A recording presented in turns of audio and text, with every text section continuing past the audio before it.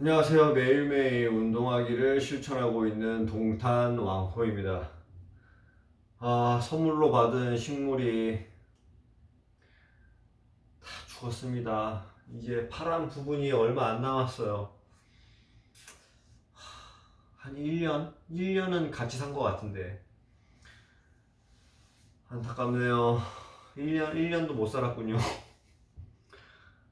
저는 아무것도 키우지 않겠습니다.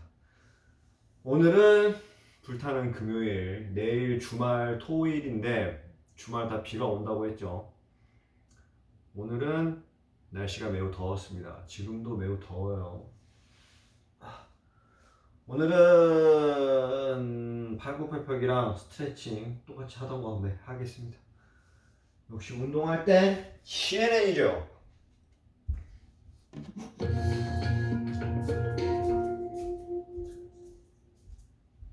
All new African Voices Changemakers. Create opportunities. Impact communities. Transform lives. Highlighting some of the biggest changemakers on the continent. There is a lot of kids out there who does not believe that this thing is possible. So my wish is to make them believe that it's possible. African Voices Changemakers, only on CNN. We're back now to continue our conversation with Capitol Police Officer Harry Dunn. And just before the break, Officer Dunn, you were saying that going back to work, which you did the day after the insurrection, that you're working in a crime scene.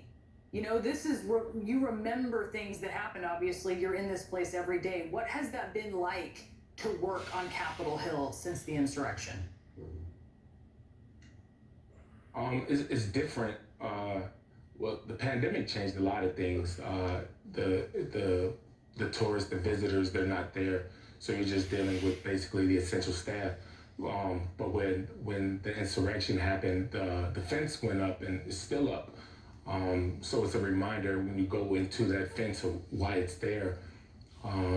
You walk through the hallways and some of the windows are still have boards over them. There's a window that's still shattered.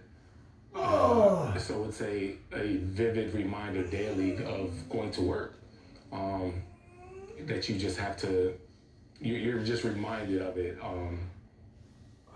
So it's challenging, like I said, but it's we're able to work through it. Like I said, not get over it. I don't want that phrase to ever be put out there, get over it, but be able to work through it. It's with the support of a lot of the congressional community, to include the staff, the members, everybody has just been very supportive. So it gets easier day by day. I like the fact that you point out, whenever you don't get over it, you learn to live with it. There's a big difference there. How do the people trying to rewrite history, how does having that idea thrown out there on a semi-regular basis affect your ability to do your job every day? In some cases, protecting some of the people throwing these notions out there. It doesn't affect it at all. The ability to do my job, it doesn't affect it. My personal feelings interfere with me doing my job, because I believe I do my job right and based on honesty and truth and integrity. So that's what you have to focus on. And so I respectfully disagree with the notion that, it wasn't that bad, or, it was a normal tourist day. I experienced it different. And I guess the rest of the country saw, what happened, So it doesn't affect my ability to do my job. I just continue to do it day in, day out, so. You've talked, Officer Dunn, about rioters calling you the N-word over and over on January 6th. At one point, there was a crowd of, you described about 20 people who were hurling that slur at you. How do you think racism, now that you've had a chance to speak with other officers and you're working day in, day out with other officers, as it sounds like you are talking about how you're moving through this emotionally, how do you think racism has compounded the experience that you and Black officers have had to deal with this the last few months? Racism did just appear a few months ago. Everything's made public now. It's been occurring, I guess, since the beginning of time. Working through it, you have to. I guess the best way to put it, I'm thinking about what I'm trying to say. The best way to put it is when you see racism, you have to call it out. You have to confront it. You have to not just brush it to the side or look the other way. When you see something wrong, that's what you have to do. You have to stand up against it. And the more people that are aware of it, and I'm an optimistic person, so I believe that most people in the world are good. So most people know about something that they're going to push back against it. So continue to call it out, speak out against it. People feel emboldened when more people allow things to happen, good or bad. So the spike in racism that you see, it came from something, draw your interpretations of what you think it may come from, but people felt emboldened to be racist blatantly. But we need more people to speak out against it when it's clear that that's what happened, and and say that it's not okay. Continue to push back against it. It's not going anywhere, but I guess we want to push the racists down in their little hole, because they're not going away. Capitol Police Officer Harry Dunn, listen, we're so grateful that you continue to do your job. We're so grateful that you continue to tell the truth. I wish everyone took their jobs as seriously and their responsibility as seriously as you do. Thank you for being with us this morning. Thank you for having me on. I appreciate it. Be well. Speaker Nancy Pelosi suggesting an investigation into Marjorie Taylor Greene, who chased and shouted down Alexandria Ocasio-Cortez. We will speak with one of their colleagues. Plus, we're now being told that the Colonial Pipeline Company did pay the hackers ransom, but at what cost?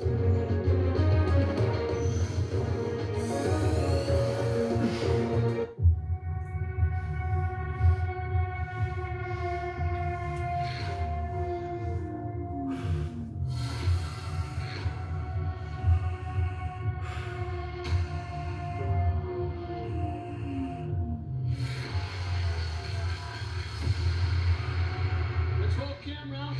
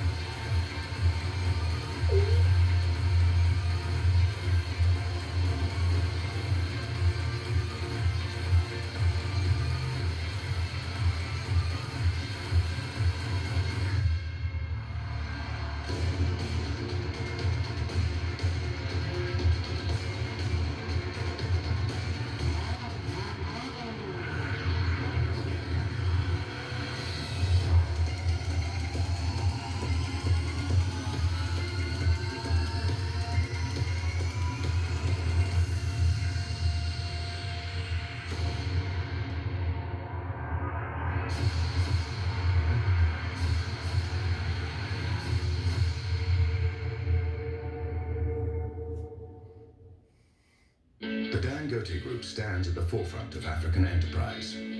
Since 1978, we've touched the lives of millions of people by meeting their basic needs. Our belief in the promise of Africa has taken us into 14 African countries, with substantial investments that will propel the continent towards greater prosperity, promising jobs, improved standards of living, and economic growth. Dangote, for an empowered Africa. I'm Sam Kiley in Delhi, and this is CNN.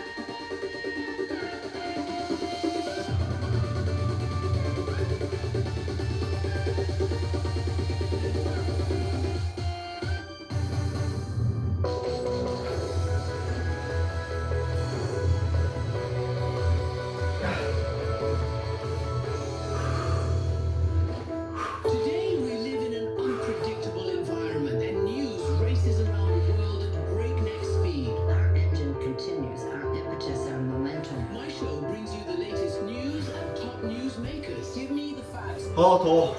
There has never been a moment where voter fraud has affected the outcome of an election. And we also dive below the headlines to explore vital issues impacting our lives. This theatre will be filled with people and art and debate and energy. And so now we have to rely on the two of us. How interesting is it to be Tyler Mitchell today?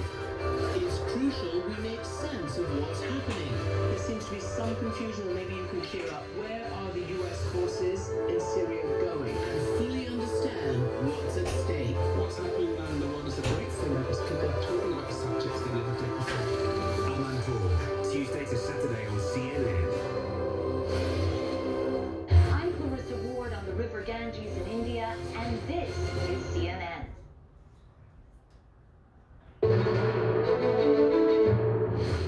This is beneath the dignity of a person serving in the Congress of the United States and is a cause for trauma and fear among members, especially on the heels of an insurrection on which the minority in the committee yesterday denied ever happened.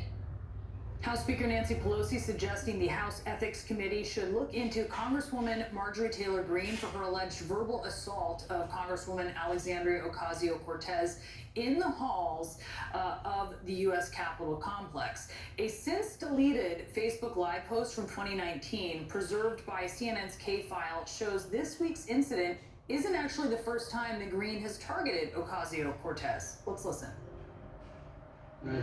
Alexandria Ocasio-Cortez, I'm an American citizen. I pay your salary through the taxes that you collect from me through the IRS. I'm a woman, I'm a female business owner, and I'm proud to be an American woman. And I do not support your socialist policies. If you want to be a big girl, you need to get rid of your diaper and come out and be able to talk to the American citizens instead of us having to use a flap, a little flap. It's kind of like hers. Snap. Let's talk about this now with Virginia Democratic Congresswoman Abigail Spanberger, who is a member of the Foreign Affairs Committee. Thank you so much for being with us. Thank you for having me. What is your response, Congresswoman, to what is clearly a pattern here, and most recently Marjorie Taylor Greene verbally accosting and running after your colleague, Congresswoman Alexandria Ocasio-Cortez, in the halls of Congress? Well, Brianna, I think we have to look at it within the context of the interview you just had. You had Officer Dunn recounting his experiences on January 6th, talking about what it continues to be like to work in a crime scene. And he said, we're going to continue to do our job. It's our responsibility. We'll continue to do our job. And that level of decency and commitment and leadership is what we should expect of every person who works in the United States Capitol. Members of Congress, Capitol Police, and staff across the board. And for a representative of Virginia, where we're dealing with the crisis caused by the Colonial Pipeline ransomware attack, where my constituents are worried, deeply worried about how to get to work and how to get their kids to school. In the middle of an ongoing pandemic, though there's bright light at the end of the tunnel, the fact that there would be a legislator focused on taunting and harassing another member of Congress when we should be governing and demonstrating the leadership like Officer Dunn demonstrated in his interview and certainly demonstrated on the day of the insurrection. I have nothing but disappointment for the negative example that we continue to see from particular members of Congress. Do you think an ethics investigation and ethics action would do anything? I mean, she just seems basically emboldened by having her committee assignment stripped. I think that the American people should expect that every lawmaker who is sent here to govern is focused on governing. The sad reality is that there are a few who are not. And I hope that her voters will hold her accountable for what she does or doesn't deliver on their behalf. And I think that, unfortunately, what we're seeing is just an ongoing trend of people who want to be celebrities more than they want to govern. And so it's certainly adding anxiety and a lack of purpose that some people bring to the Congress. But I'm focused on my constituents and speaking for the rest of my caucus and frankly the majority of Congress. Most of us have that significant focus, and it's just unfortunate that someone continues to want to be such a distraction, particularly when we can see what those sorts of aggressive tactics lead to, and it was an insurrection on January 6th. You mentioned the pipeline attack. Your constituents have been affected by this. Virginians, folks all up and down the East Coast have been affected by this. So what is your reaction to the revelation that the pipeline company, Colonial, actually did pay some sort of ransom to DarkSide, which hacked their system? My reaction is 와, 진짜 여러분 날씨가 많이 더워졌습니다. with these ransomware attacks, 창문을 the 앞뒤로 다 companies 열어놨는데도 do pay the ransom in order 바람이 to restart their operations. 시원하지가 않네요. Ransomware attacks happen far 더워. too frequently. They were a significant threat, and the reality with the Colonial Pipeline attack is that the implications actually shut down major U.S. infrastructure and halted distribution of gas to the Eastern Seaboard. So I'm not surprised, but it speaks to the fact that we need far more engagement. We need to fully empower the Financial Crimes Enforcement Network, FinCEN, and the Department of Justice to be able to get at the heart of the motivation of these criminal networks. DarkSide has claimed responsibility, and they said they were motivated by money. So we need to make it much harder for these criminal organizations to be able to move their ill-gotten gains. That's striking their money is part of countering their efforts, their motivation, and ultimately stopping these sorts of actions and attacks. Yeah, there's clearly so much work ahead for Congress and for this administration on this issue. Congresswoman Abigail Spanberger, thanks for being with us. Thank you. Is Israel preparing to launch a ground offensive in Gaza? We are live on the ground as violence intensifies. Plus, Liz Cheney calls out Fox News for spreading the big lie about the election while appearing on Fox News. And another subpoena reportedly issued as part of the investigation into the Trump Organization, the information New York prosecutors are now seeking. That's next. How did the Republican Party go from this Mr. Gorbachev, tear down this wall. to this? CNN's Maritza Curry explores a radical rebellion, the transformation of the GOP, Monday on CNN.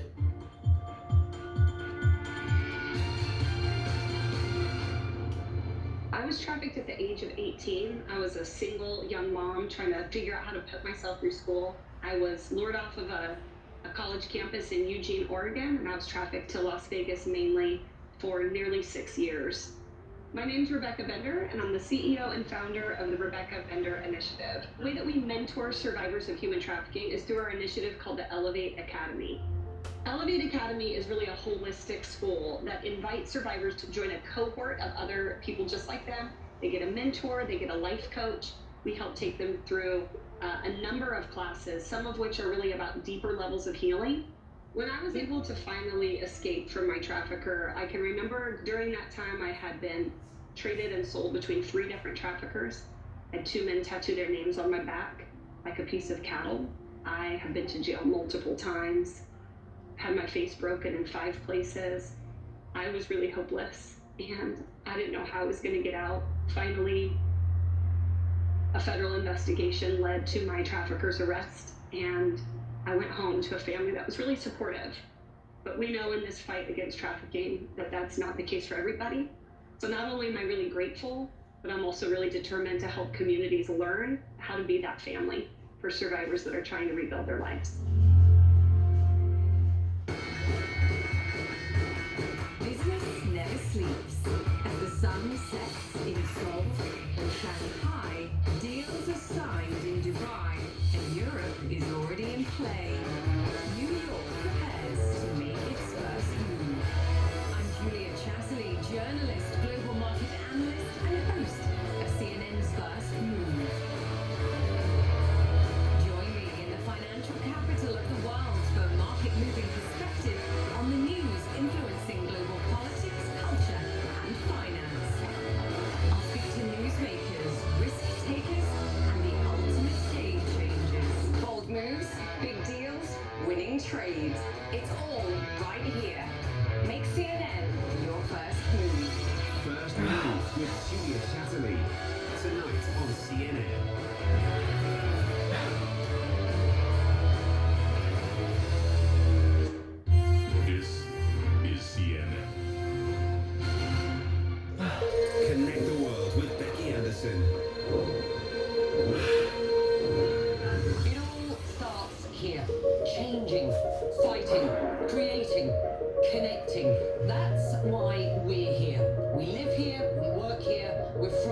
And we'll go wherever the story takes us. I'm Becky Hansen in Tehran. We Are in Jerusalem. Real news that shapes our world.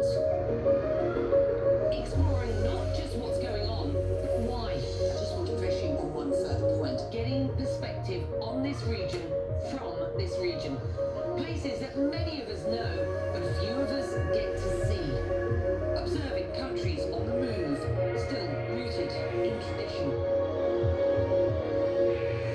It all starts here, and that's why we're here, bringing you the world from our Middle Eastern hub. Connect the world with Becky Anderson tonight on CNN.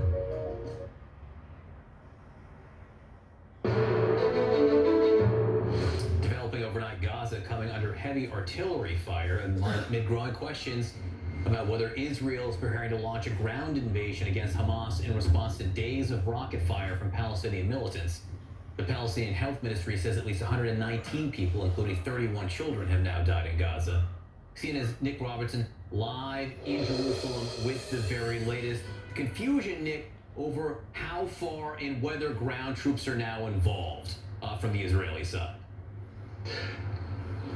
Ground troops are involved. Precisely how, it seems to be the ambiguous way, and perhaps some of the confusion came last night when the Israeli Defense Forces said that there were Air Force and ground forces involved in attacking in Gaza, and that gave the impression that there were actually troops on the ground. There weren't. What they were doing was laying down a very, very heavy artillery barrage. Hundreds of artillery rounds, they said, were fired. Dozens of tank rounds fired as well. And they were targeting, it appears to be, Hamas tunnels. A spokesman in the defense spokesman for the Israeli Defense Forces described it as Hamas's metro network of tunnels, an underground network of tunnels that were the target. Overnight, another Israeli citizen died. That's 8 Israeli citizens have now been killed through the fighting so far. But in Gaza, the situation there, the humanitarian situation, does seem to have taken a step backwards down, if you will. The UN reporting a lot of people, civilians, moved into some of their shelters overnight. And today, in the last hour or so, we're learning that the electricity in Gaza is now not working. The electricity cables going from Israel to Gaza that taken the bulk of power have been damaged and are down, and the electricity generating station that runs on fuel inside Gaza has run out of fuel. So those artillery strikes are now over in Gaza, or pretty much over, but there is now a real concern about by the UN in Gaza about what people are doing and how they're trying to avoid these strikes. John? And no let up in the situation, to be sure. Nick Robertson, please keep us posted with developments in Jerusalem. Thank you very much. Let's talk about this now with CNN White House correspondent John Harwood, who is with us. So, this is one thing. We're keeping our eye on Israel. Obviously, the Biden administration is too, but this isn't the only challenge that the president is facing. There is the violence, the challenge of violence with the withdrawal from Afghanistan. You have inflation. These are some headwinds that he's facing. This is where the presidency gets hard. The longer you're in office, we're well past 100 days now, the more stuff happens in response, a consequence of your policies. So he's pulling troops out of Afghanistan. We're seeing a reaction. And just things that are completely out of your control. And how well a president responds to those, how resilient his team is, determines how successful you are. So far, still in the low 50s popularity. So far, so good from his point of view. But this is the challenge. How do you respond while trying to stay focused on the priority that you want as a president? Right now, on CDC mask guidance, that's a win, right? The CDC has said that in many cases, in most cases, fully vaccinated people don't have to wear masks indoors. So that's sort of a success. The Colonial Pipeline is back up and running, so that issue of gas shortages should be alleviated soon. That is the good news for the administration. Both of those are tempered successes. So the pipeline, yes, is back up, but people were alarmed by the shortages of gas, and it gave Republicans something to talk about and hit the administration. Why aren't you more on top of this? We know that there are going to be more ransomware attacks, and they've got to show the ability to try to marshal resources to prevent those. On the mask guidance, that is a fantastic piece of news, but it also comes with complications, because how do businesses handle this? How do they know who's vaccinated and who's not? And if people are not vaccinated, are they going to be willing to wear masks? What does a grocery store do? What does a church do? Very, very difficult challenges. Yeah, they certainly are. Let's talk about Liz Cheney. Liz Cheney on Fox News calling out Fox News. She was ousted for saying the big lie is not true, and she pointed a finger at Fox. Let's listen. Fox News, especially Fox News, has a particular obligation to make sure people know the election wasn't stolen. Every single one of us, everyone watching this show, everybody who works at Fox, everybody who's elected to office, all of us have to love our country more. What did you think about that? She is 100% correct, as she is correct about the insurrection and the president's responsibility here. This is a remarkable moment when you see a politician who's intelligent and strong and has a spine, who grabs onto an issue of principle and is not willing to bend, is not willing to say, if I do this, other people in my party are going to like me. She understands what she's doing. There's a long-term potential that she could lead her party to a different place. It's not going to happen soon, but she's impressing everyone with her singular focus on what the issue is at stake. And she's not backing down, not even on Fox, which is, in fact, part of the problem. That's right, and that's the point that she's making. Would there be Liz Cheney ousted in House Republican leadership without that voice, the amplification coming from Fox, coming from other networks that are even more extreme to the right? I also want to ask you about, as we look at sort of former President Trump's legal issues, the Wall Street Journal has reported that prosecutors have actually subpoenaed a Manhattan private school for information related to the grandkids of the Trump Organization's CFO. This is a big deal, and perhaps this portends something here in the future. Manhattan prosecutors are not playing around with this case. They are putting pressure on Alan Weisselberg in the belief that he may have information about Donald Trump that is relevant to potential fraud, tax fraud, other problems within the Trump Organization. This is the most significant area of legal vulnerability for former President Trump. Not the only one, but when you start getting so up close and personal with a close associate of the president, that indicates the jeopardy that he faces. And will he cooperate? Right? That is going to be the question. We'll see. They're trying to make that happen. Yeah, that's pretty aggressive pressure. Exactly. When you have grandkids, you don't want to be looking at any potential time away Absolutely from them, shall we not. say. John Harwood, thank you so much for being with us. Tiger on the lam, as John Berman says. Still, does the man last seen with the cat named India know where he is? Surely, right? Well, let's see if we can find out some answers here. His lawyer is going to join us next. Can't stop calling me sure.